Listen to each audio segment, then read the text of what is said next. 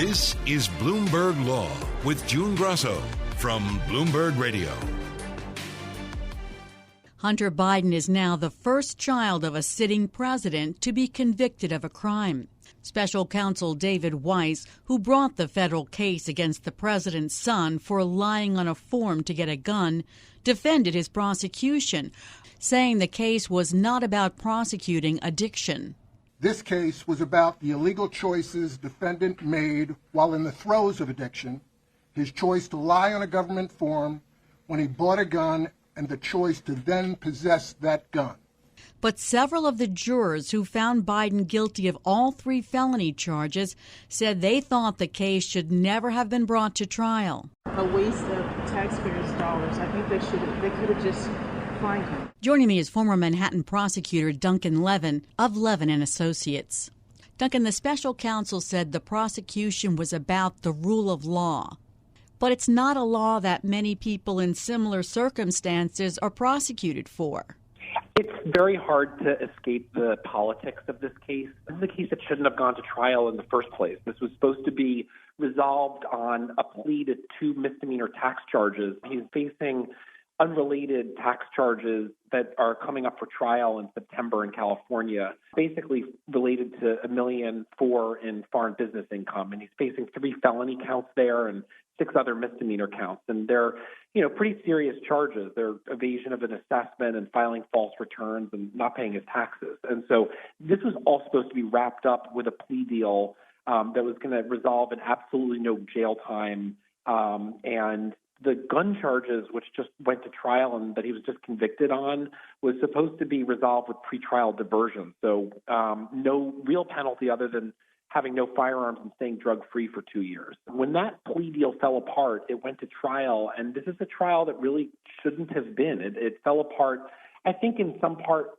because of politics, maybe in large part because of politics.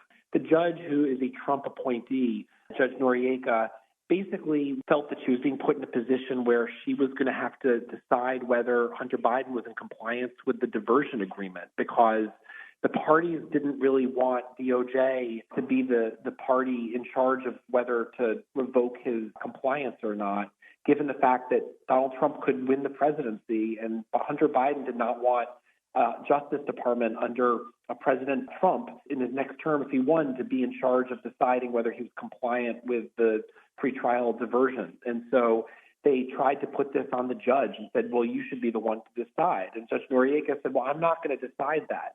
So that's why the plea deal fell apart. But the plea deal also fell apart in large measure because of politics. The congressional Republicans were saying it was a sweetheart deal and calling for the judge to deny it. And I think that it may have been window dressing that it fell apart because Judge Noriega didn't want to be in charge of deciding whether Hunter Biden was in compliance. It may have really fallen apart because of political pressure. But I think this was a comment that was heard by a lot of the jurors who were interviewed after the trial. They said that they felt that the case was strong, that the evidence was compelling, but they felt that this was a case that was really unnecessary for the government to bring. That all being said, I think that if you're going to put in a case like this, the witnesses that they called were necessary witnesses. They were at the core of it trying to prove that he was a user or addicted to controlled substance at the time that he filled out this form to buy the gun. And they had to call witnesses who were going to testify to that. And what about bringing 3 felony charges, all connected with lying on the gun form, in a case where there was no crime committed with the gun? The politics of this case are unmistakable because the charges themselves are ones that are rarely, if ever, brought. Lying to a gun dealer is brought probably fewer than 300 times a year, and that's out of 25 to 30 million background checks that are conducted around the nation every single year. The false claims on a federal firearms application is a form called the ATF 4473. I have never heard of a case being brought as a standalone case for lying on a federal firearms application. Never standalone. It's usually brought in connection with another more serious crime, maybe somebody illegally using a gun or a felon in possession. This is a gun that was never used, it was never loaded, and Hunter Biden possessed it for 11 days. just to put it in perspective. And he possessed it from October 12th to October 23rd, 2018. It was possessed for an incredibly short period of time. And the other sort of, I think, mitigating factor here is that this was a gun that Hunter Biden possessed for 11 days and was actually thrown into a dumpster by his then girlfriend, who was also his sister-in-law, Haley Biden. And when he came to find out that it was thrown into the dumpster, he took steps to alert the authorities to it who found it. And it was started as a case because they found the gun in the dumpster. This was a case that really should never have gone to trial and got completely derailed because of the politics, to a point where the jurors were forced to sit through this extremely emotional testimony that really, I think at the end of the day, served nobody and resulted in a guilty verdict that, you know, maybe scored the prosecutors some points and maybe had some political points, but really was utterly a waste of everybody's time. The three jurors who spoke and said that they had no choice but to find him guilty, but they questioned whether the criminal case should ever have been brought. One said the case seemed like a waste of taxpayer dollars. Aren't those the jurors that the defense was targeting to nullify, to say this case isn't worth it, we're not going to find him guilty?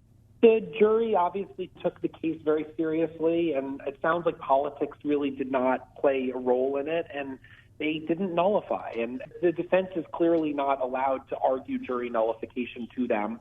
Remember, this is a defendant who is well known to everybody in Delaware, particularly.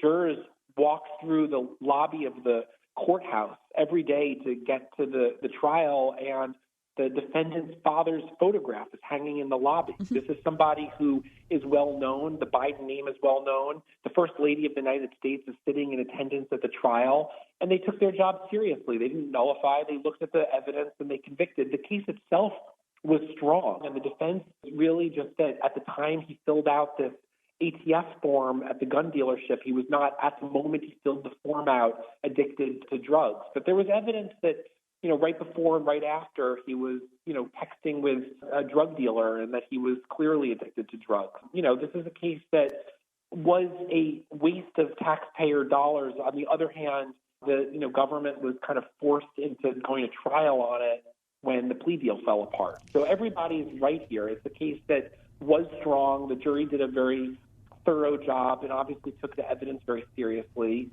They didn't nullify because the case itself was worthy of a conviction. It's a case where, you know, jurors looking at it without a political lens and without looking through the lens of nullification would convict because it was a strong case. There are a lot of cases that you could question the motives behind prosecutors bringing them in the first place. This case, I question the motives of the special prosecutor bringing the charges, frankly, because these charges are never brought as a standalone case without something more serious. So I do question whether the case was brought because it was Hunter Biden, but at the end of the day, it's unlikely to result in any jail time. And I think the more serious charges that he's facing are in September with these tax crimes, which were supposed to be, you know, disposed of without any jail time. And now he actually has some significant exposure to an incarceratory sentence in September if he's convicted on those charges. So I was surprised the special counsel made a statement afterwards, and he said this case wasn't about addiction. It was about the illegal choices the defendant made while in the, quote, throes of addiction, which sounds contradictory to me, but how unusual that he has another case pending and he decided to, you know, make a public statement. I think it's problematic anytime a prosecutor or someone in law enforcement speaks out of court, and this was one where I think his words were poorly chosen and frankly wrong. I mean, this is a case that is very sad, and it's a sad case about addiction. You know, people who are addicted do all sorts of things, and it doesn't mean they shouldn't be held criminally responsible, and it's a legally correct verdict. It's not that it's wrong. The verdict itself was based on evidence. It's legally correct. But this case is a human tragedy, and to say that it's anything other than that is just flat out wrong. Is there anything the defense could have done to change the verdict? I mean, should Hunter Biden, despite the problems, have taken the stand? So Judge Noriega really, I thought, went out of her way to hobble the defense. And I would ascribe part of it to politics. And given the posture of the case, the fact that she scuttled the plea deal, there were two instances where the defense tried to get very key evidence into the trial, one of which is that this ATF 4473 form was altered. It was altered by the gun dealer at some point after the fact. And that is because it is a requirement when the gun dealer has this form filled out that they get identification that has the purchaser's address on it. At the time that they got the form in the first place, they got Hunter Biden's passport, which did not have his address on it. And later, at a point, they filled out the form again to say that they'd gotten his driver's license. The judge barred the defense from introducing evidence of the altered form and said that it was a quote-unquote conspiracy theory and unsupported rhetoric. I find that hard to believe and just a ruling that really has no merit, because this is a case all about who filled out the form and when they filled out the form. The fact that the form was altered after the fact is very key evidence. And frankly, I think is some grounds for appeal that was not allowed to be introduced at trial. The other thing is that the defense tried to call a Columbia psychiatrist named Dr. Eli Ayoun to testify at trial about Hunter Biden's state of mind at the time that he filled out the form. There is a knowledge requirement here, and the defense was trying to show to the jury that at the time he filled out the form, he did not believe himself to be an addict. And I think there's some support to that in the evidence, because Hunter Biden had just finished an 11-day rehab program and also was living with a sober companion. And I think that anyone who's been through addiction or understands addiction knows that you take it one day at a time. And so somebody who is sober for even 1 day or 2 days or 11 days may not consider themselves to be an addict. And it's something that I think the defense should have been allowed to argue and was precluded from arguing. And that really gutted the defense case in many ways. So they were really left with this very narrow argument that at the time of filling out the form, he was not addicted to drugs because there's no evidence he was doing drugs that day. So I think the judge went really out of her way to kneecap the defense. And so they do have some appeals here that they can pursue. As to whether Hunter Biden should have testified, the conventional wisdom is that it is never a good idea for a defendant to testify. In this particular case, it was difficult for him because of these pending tax charges. The judge had again made a ruling that the prosecutors would be allowed to cross-examine him on these tax charges, which would have exposed him to incredibly grave legal danger in this trial that he had coming up. So there was really no choice but to make the strategic decision not to testify. Even if he could have testified convincingly about these charges, it would have put him at grave legal risk with his upcoming trial in September.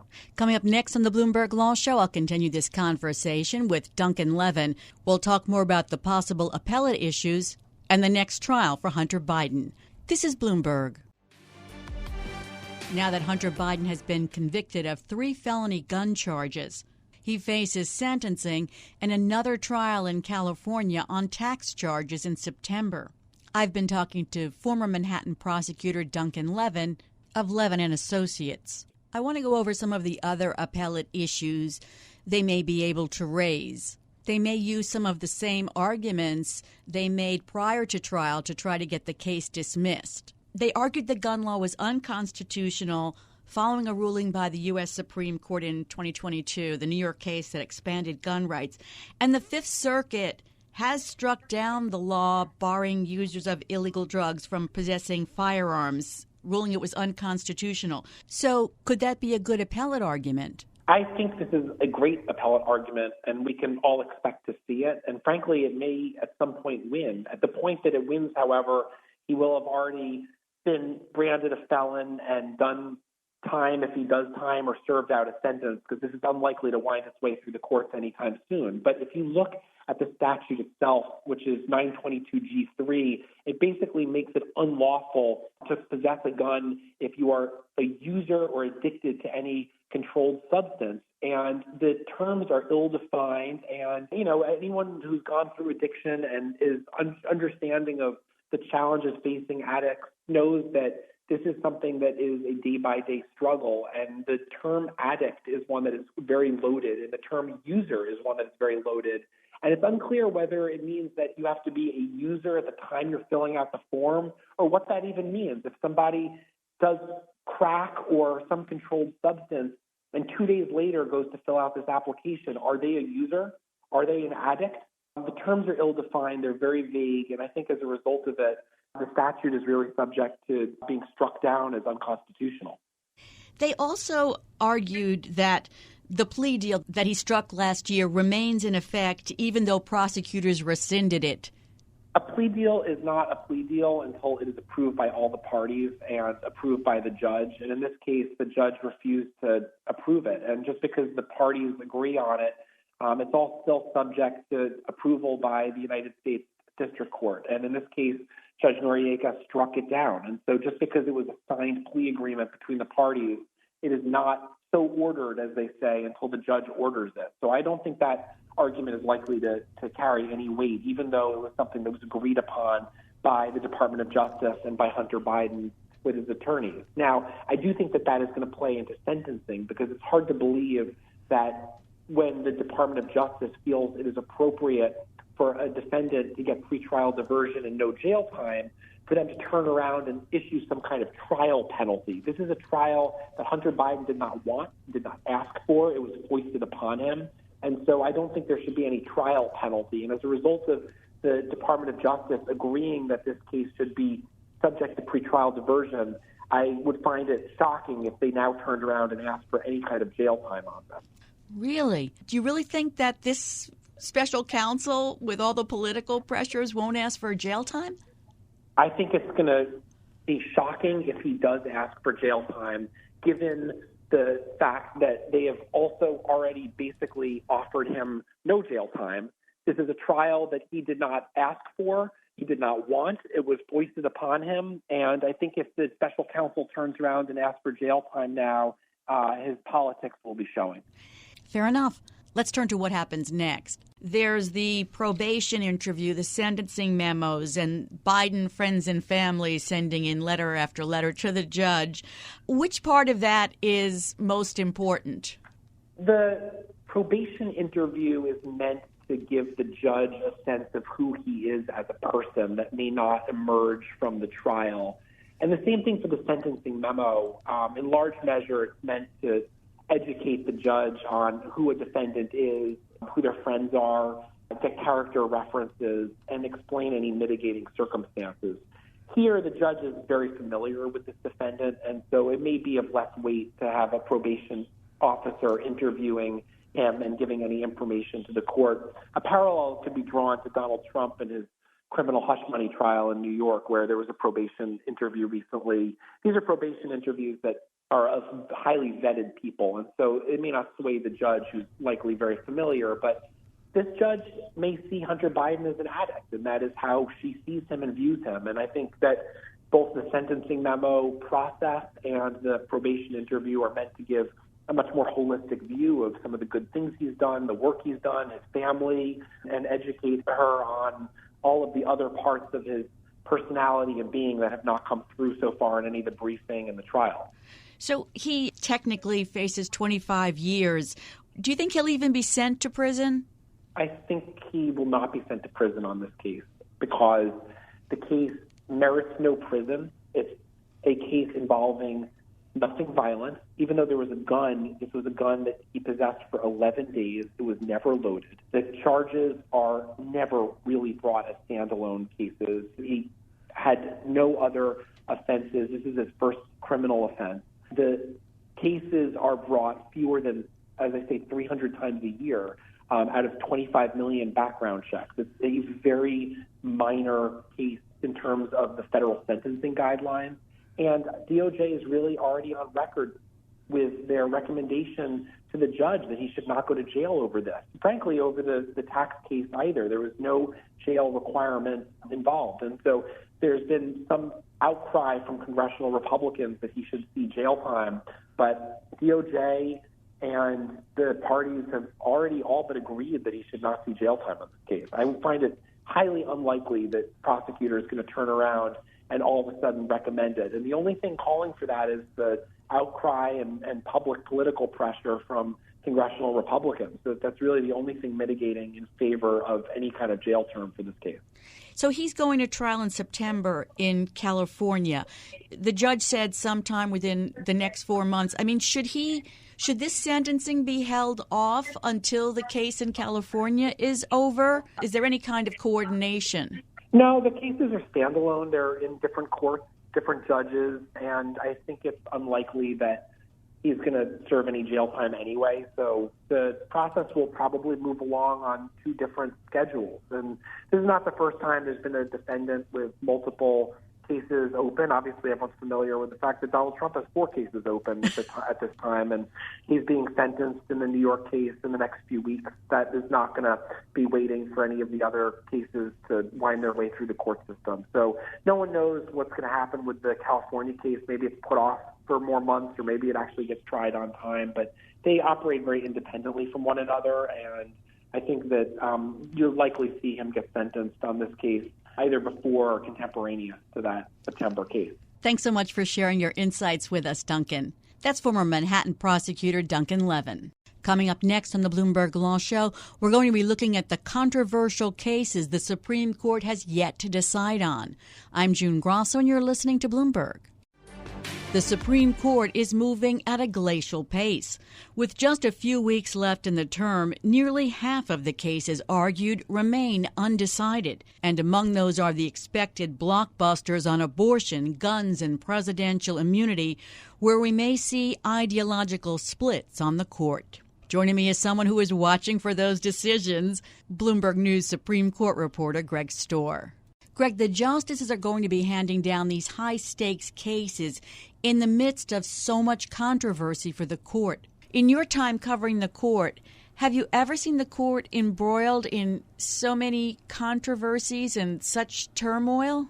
Well, this may set a new standard in terms of the variety of issues that are going on with the Supreme Court. You have issues about justices or perhaps their wives flying flags that are tied to ideological causes. You have secret tape recordings that people are making at events. You have calls for recusal, and all that's happening against the backdrop of some very big ideologically divisive cases, including cases involving Donald Trump. They're moving very, very slowly. I thought for sure last Thursday, one of the big cases we've been waiting for would come out. So we're about 2.5 weeks till the end of the term. How many cases are outstanding? It depends on how you count them, but it's in the upper 20. There are a few cases that may come out as one opinion or may come out as two opinion, and that's about half their docket. And of those 20-something cases, a good half of them are, I would say, big news and, cases that we at Bloomberg will probably, for those who are Bloomberg subscribers, will be putting red headlines out on. So there's going to be a lot going on the next couple of weeks. So let's talk about some of the ones that are outstanding. A lot of focus right now is on the case involving Trump's bid for presidential immunity, which is delaying the special counsel's case against him for election interference. That one, maybe we'll see it the last day of the term. It's expected to be very controversial. Yeah, that may well be one that comes out at the very, very end. Of course, it was the last case that was argued. They actually added a special argument day to hear that case. The arguments suggested the court was prepared to say that Donald Trump and other former presidents do have some immunity from criminal charges, and they might well kick this case back to the lower court to look more closely at these allegations to see which ones involve official actions by the president, and therefore he has immunity, and which ones involve private actions that might be the subject of an indictment. And, barring something highly unexpected, that will essentially run out the clock until the November election and make it impossible for this case to go to trial before the election. Greg, it seems to me that the justices just don't care at all about appearing apolitical anymore, because in December, special counsel Jack Smith asked them to expedite the case, and then they waited for weeks and they heard it on the last argument day of the term. I mean, do they have any concern for the appearance that they're presenting of being political? I think the answer to that is that some of them care a lot more than others. That's certainly something that Chief Justice John Roberts has indicated he cares a lot about, but he's just one vote on the court, and he doesn't necessarily control what they do. The Trump case was complicated in part because nobody was actually talking about the impact on this upcoming election. Jack Smith certainly made the case that we need to get this resolved quickly, but nobody was actually asking the Supreme Court to ensure that there could be a trial before the election. So the court certainly could have handled it differently. We may learn a lot more about what was going on behind the scenes when we finally get some opinions from the court by the end of the month. My guess is we will see a lot of the same sorts of things from the liberal justices that you just said there, that the court has, sort of engineered a result that's going to be very much politically advantageous to Donald Trump. And there's also the case involving the obstruction charges that January 6th defendants are facing, and that, too, could have an impact on the case against Donald Trump. The court is poised to decide the first two abortion cases since that 2022 opinion overturning Roe. One is over the most widely used abortion pill, mifepristone. Yeah, and that case is the one that's gotten more attention. A lower court, a federal appeals court, the very conservative Fifth Circuit, essentially said mifepristone cannot be dispensed by mail.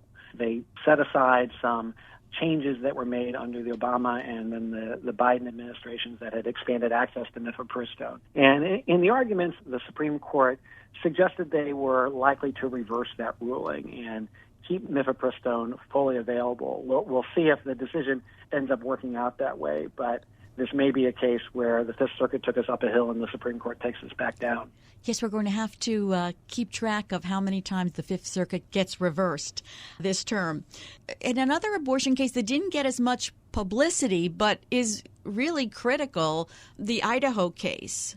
Yeah, so this is a case about what can happen in a hospital emergency room in a state with a really strict ban. And so Idaho has a near total ban. The law says the only exception is when the life of the mother is at risk.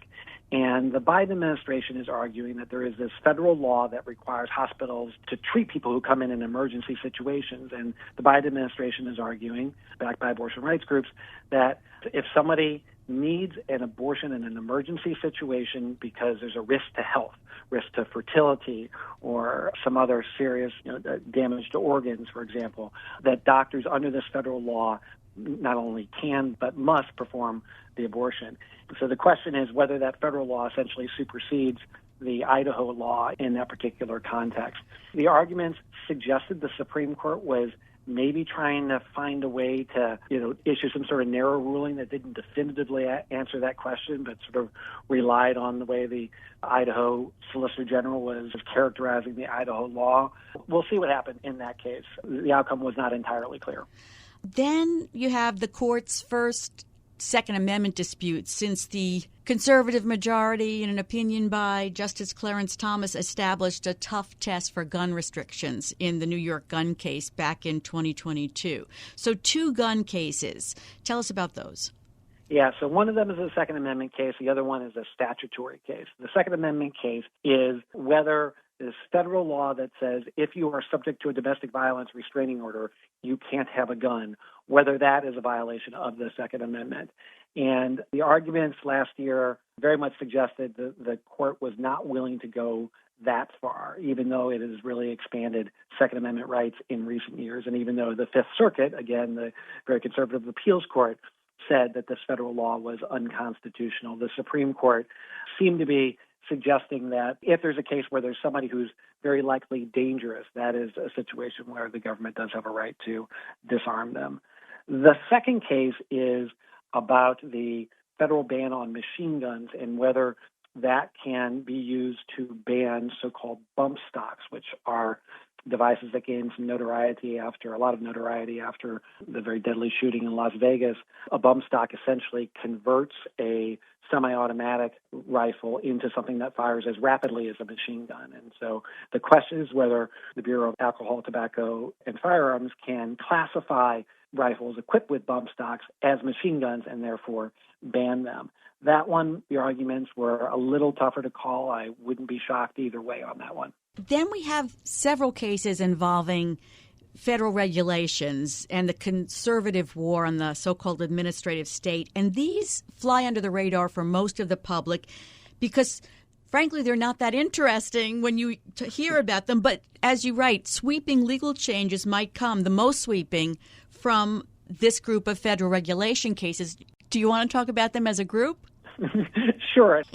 And I'll try to make them somewhat interesting because they really do matter a lot for things like environmental regulations, securities regulations, consumer protection, and the like.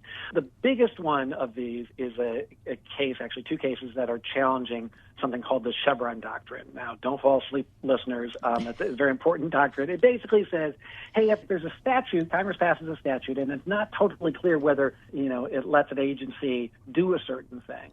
If an agency comes up with a reasonable interpretation of that statute and says, yeah, we're able to do this certain thing, courts will defer to the agency and say, okay, we'll go with that interpretation. And conservatives have been pushing in the last decade or two to overturn this doctrine. It's from a 1984 case involving Chevron.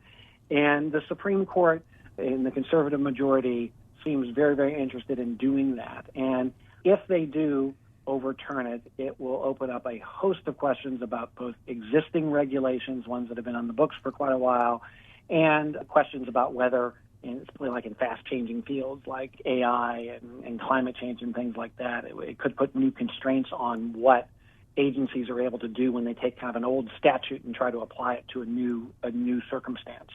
Greg, you spoke to Professor Josh Blackman, who teaches constitutional law at South Texas College of Law. And he said that he thought this term may be a mixed bag for conservative causes. He did, and he was talking about some of those Fifth Circuit cases that we talked about earlier. So, the mifepristone case, that may well end up being a, put it in quotes, liberal outcome, where they reverse the Fifth Circuit and don't restrict the abortion pill. There was another case the court already decided that really could have undercut the Consumer Financial Protection Bureau involving how it gets its funding, and the Supreme Court in that case sided with the CFPB, ruled against the Fifth Circuit there. The same thing with the gun case, the domestic violence case. It may well be a ruling against the conservative Fifth Circuit. So there are enough cases in the mix there that it's pretty clear that conservatives are not going to win all of them, and they may not even win a majority of them, but that's in part because the lower courts have been pushing the law in some cases so far to the right that even this conservative Supreme Court every now and then steps in and says, no, that's too far. Hello, Fifth Circuit. We're talking about you. So I always question why the most controversial cases over the hot-button social issues come in the very last days of the term, despite whether they're heard early in the term or late in the term. But perhaps something startling that Justice Sonia Sotomayor said gives us a hint about what's going on at the court. Yeah, she mentioned at an appearance a week or two ago that sometimes after opinions come out, she goes back into her chambers and closes the door and cries. And then she said, kind of as an aside, and there will be more of those. Wasn't clear she was talking necessarily about this term, but it would be a shock if it has to do with this term. This conservative majority has done an awful lot in a very short period of time, and undoubtedly will do a significant amount more in the next few weeks and for the rest of Justice Sotomayor's time on the Supreme Court. It must be so difficult to be one of the three liberals when the numbers are just overwhelmingly against you. Thanks so much, Greg. That's Bloomberg News Supreme Court reporter Greg Stohr. And that's it for this edition of the Bloomberg Law Podcast. Remember, you can always get the latest legal news by subscribing and listening to the show on Apple Podcasts, Spotify, and at Bloomberg.com/podcast/law. I'm June Grasso, and this is Bloomberg.